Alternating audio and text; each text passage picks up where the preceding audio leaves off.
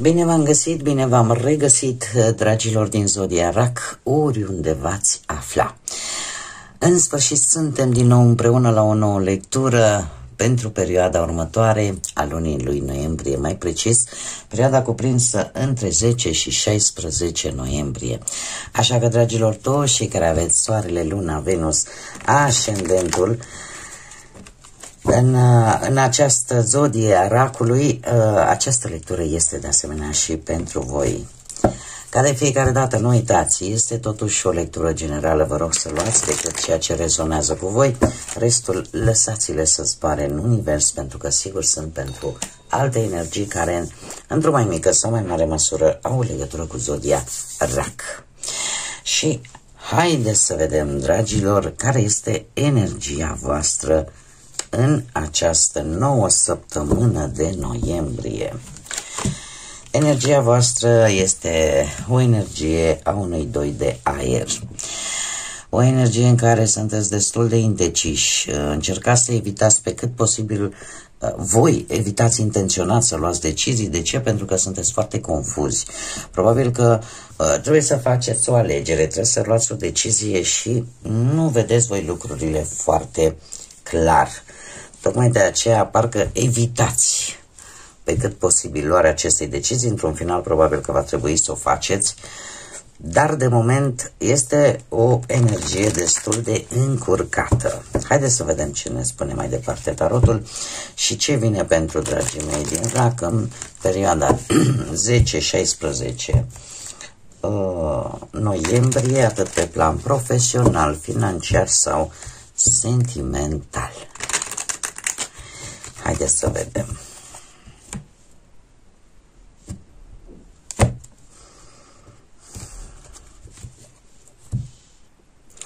Și haideți să vedem ce vine pe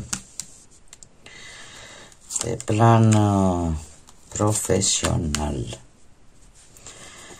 Pe plan profesional, niște discuții în contradictoriu pe la muncă, dacă aveți vreo asociere cu cineva, sau chiar dacă aveți voi propria afacere, nu știu, cu angajații, e aici o neînțelegere.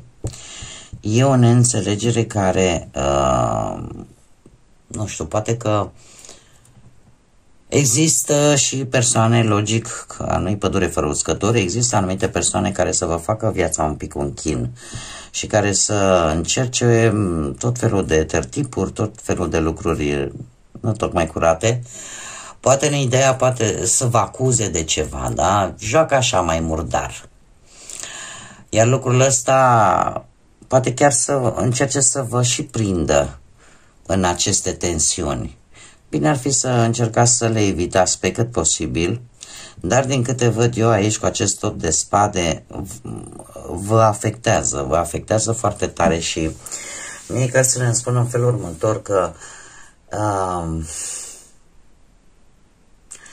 există anumite prejudecăți, există ceva care o să vă blocheze un pic în această săptămână.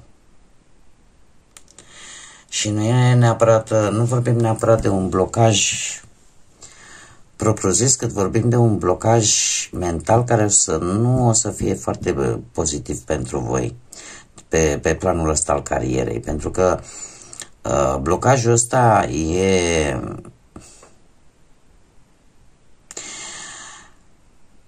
ar mai fi un lucru, dragii mei, nu știu cum să mă exprim, că îmi vine un pic în jargon, așa, îmi vine un vocabular de ăsta așa mai de mahala, dar nu pune botul, ca să zic așa, da? Nu plecați urechea la ce vi se spune. Pentru că atâta timp cât nu vedeți lucrurile decât, sau mai bine zis, cât poate cineva încearcă să vă rupe un pic de realitate și să vă facă să vă îngreuneze, ca să zic așa, situația. Eu aș zice că veți ajunge la finalul acestei săptămâni, pe planul ăsta al muncii, să începeți să vă gândiți, dom'le, ce fac? suport situația asta sau schimb ceva. Pentru că voi veți ajunge într-un moment în care nu luați decizii, tocmai pentru că, de fapt, de aici provine această neclaritate, această ceață, această confuzie. Este creată, dragilor, și e posibil să fie creată și de vreun apel telefonic legat de muncă. Cum poate să mai fie creată și de faptul că, cum am mai spus, sunt prejudecăți. Nu judecați faptele și oamenii după aparențe, dragilor, ca să puteți ieși din această stare de confuzie. Mă, că e vorba că căutați un job și nu știți de ce nu-l găsiți, sau situații legate în general de cariera voastră profesională. Că pot să vă vindă gogoșar la grădinari și asta. Dar nu mai, cumva, ideea care este, în primul și în primul rând, nu judeca situațiile și persoanele după prima înfățișare sau după aparențe. Clar. Al doilea rând, mie cărțile îmi transmit că trebuie să, în primul rând, să nu vă blocați pe voi. Pentru că odată ce v-ați luat după X, după Y, voi oricum sunteți de felul vostru mai sensibilicoși, așa, mai simpatizați ușor, așa, și plecați oarecum urechea foarte ușor. Sunteți, ca să zic așa, destul de, aveți o anumită slăbiciune. Dar nu o faceți. Aceste energii voi le puteți schimba. Obțineți informații, indiferent că e vorba de un nou job, indiferent că e de unul actual, indiferent de ce e vorba pe parte de profesie, da, de carieră profesională, de muncă, căutați informații. Pentru că vă veți bloca singur și e posibil ca realitatea să n-aibă nimic de văzut cu ceea ce ți se povestește sau cu ceea ce tu percepi sau ți se lasă să percepi că ar fi situația așa, dar de fapt eu trebuie să vă spun că nu e chiar așa cum pare. Căutați informații pentru a ieși din toată această energie de confuzie. Mergem mai departe, pe parte financiară. Pe parte financiară să știți că vești bune de la cineva cu bani mulți. Cu bani mulți, și trebuie să vă spun că urmează o fază de extindere, dragilor. Într-adevăr, avem și o energie care, într-adevăr, dispune de material, dar mie ce mi-arată aici este că o veste bună vine către voi. De ce? Pentru că veți primi niște bănuți, e adevărat, după munca depusă, în care e posibil ca unii dintre voi, mai ales cei care aveți afacerea proprie, da?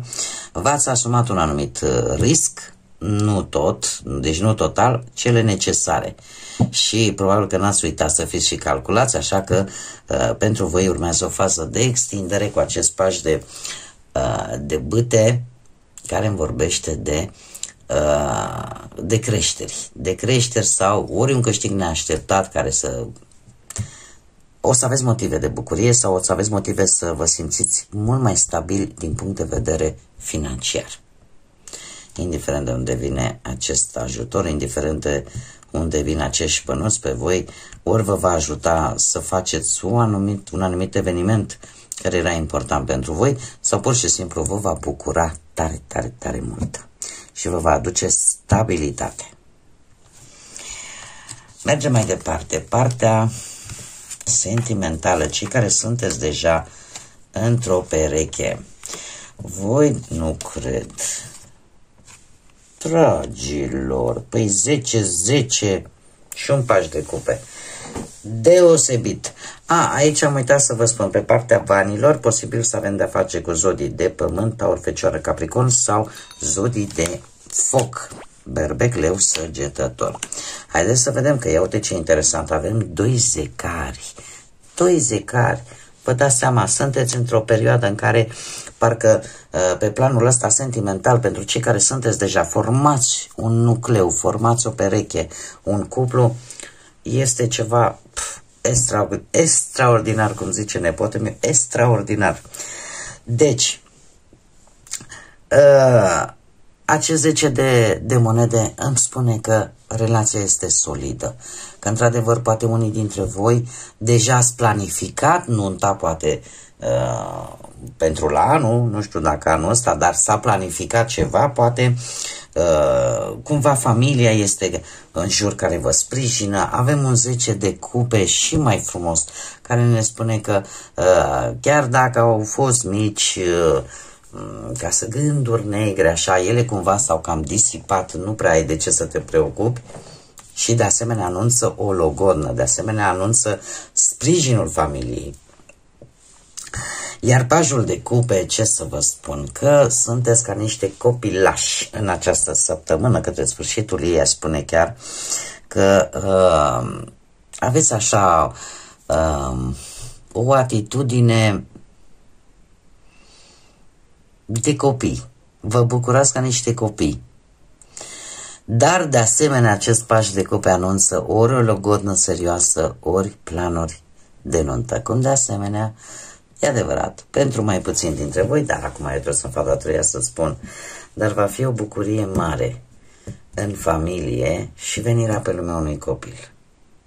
Sau anunțul că în familie va apărea un copil, sau, pentru cei care aveți copii, e aici o bucurie care vine cu acest copil. Haideți să vedem cei singuri. Viața sentimentală pentru cei singurei. Dragii mei dragi, ia să vedem. Lucrurile se schimbă și la voi, dragilor. Avem zodii de foc, berbec, leu, săgetător și justiția, semnul balanței. Dragii mei dragi, încă de la începutul săptămânii, pentru voi cei singurei, vin persoane. Persoane care aduc schimbări în viața voastră. Posibil ca una din aceste persoane să fie o energie de foc, o energie vivace, o energie care îi place să iasă în evidență, o energie care e foarte greu să-i te opui, are un magnetism puternic și, în general, e o fire foarte, foarte independentă și foarte dominantă.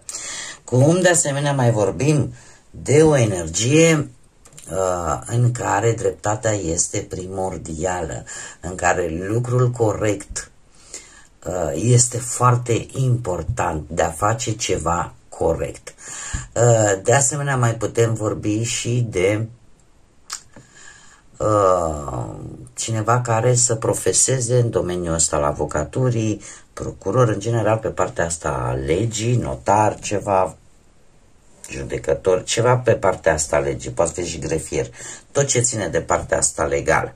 Dacă nu, vorbim de situația în care o schimbare bruscă vine în viața voastră și pur și simplu vei fi, cum să spun eu, vei fi în centrul atenției.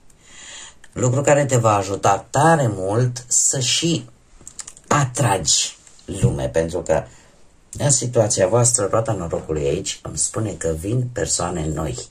Vin persoane noi către voi care vin și cu schimbările aferente. Așa că nu e rău deloc. Haideți să vedem și un mesaj important pentru dragii mei din RAC în perioada 10-16 noiembrie. Un mesaj, te rog, pentru dragii mei din... Foarte multe, mai încercăm. Ia uite. Și acum cred că au ieșit vreo 2, 3 chiar. Hai că le lăsăm. Să vedem ce ne spune. Avem numărul 33, care e un număr maestru și înseamnă compasiune și capacitatea de a-i servi pe ceilalți. Avem aici nostalgie, atenție acum și aici. Este de fapt un îndemn de a ne opri un pic. Da? A ne opri un pic din visare și a ne întoarce la realitate, de a trăi prezentul acum și aici și poate să aibă legătură cu necesitatea pe care o are cineva probabil care are nevoie de ajutorul vostru. Acum voi oricum sunteți supranumiți mama, mămica zodiilor, pentru caracterul vostru foarte matern și foarte grijuliu. Da, dar totuși nu trebuie să uitați și de voi. Da, nu trebuie să uitați și de voi, să vă îngrijiți și voi, pentru că și voi aveți prezentul vostru, acum și aici e și pentru voi. Avem numărul 13, care ne vorbește de... pur și simplu, de a nu-ți fi rușine de tine. De a nu te rușina de aspectul tău. Iubește-ți fiecare cicatrice. Iubește-ți fiecare vergetură. Și acum vorbesc normal la doamne și la domni. Și băieții mei sunt plini de vergeturi. Pentru că toate aceste semne pe corp au o istorie. Se spune că începând încă din copilărie, fiecare cicatrice, fiecare zgrietură care rămâne mai profund are istoria ei. Și dacă încep să le povestești, uite, pe asta am făcut-o, cum făcea Nică, săracul al lui Ion Creangă, din amintiri din copilărie, am căzut din cireșul mătușa. Mi-a rămas asta e să spun cum am ajuns acolo. Toate astea au câte o istorie.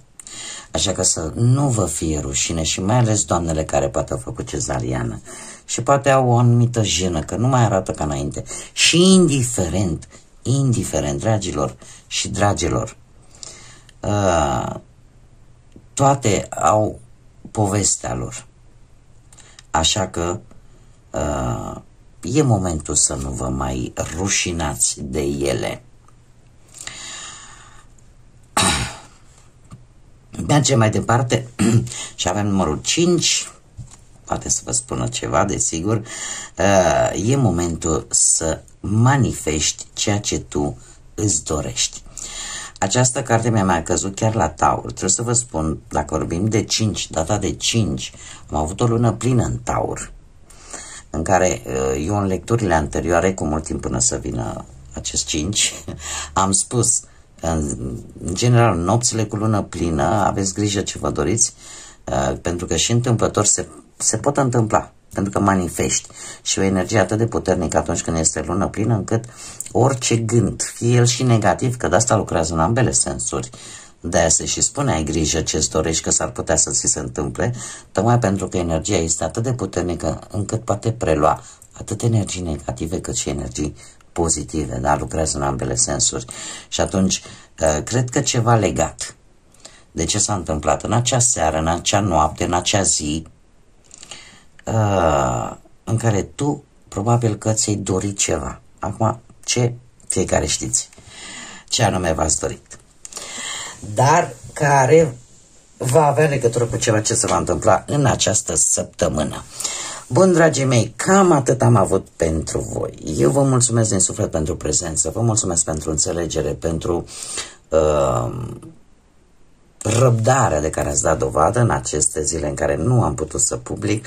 Vă mulțumesc pentru like-uri, pentru distribuiri, pentru comentariile frumoase. Vă mulțumesc că sunteți aici lângă mine și desigur invit pe toți cei care încă nu v-ați abonat, dacă ați rezonat, dacă v-a plăcut, dacă mai vreți să vedeți, nu ezitați, dragilor, abonați-vă, este gratuit și în acest fel, și puteți să activați și clopoțelul, în acest fel încât eu când fac publicații noi, YouTube-ul vă trimite câte o notificare ca să fiți la zi, la curent cu lecturile pe care eu le fac.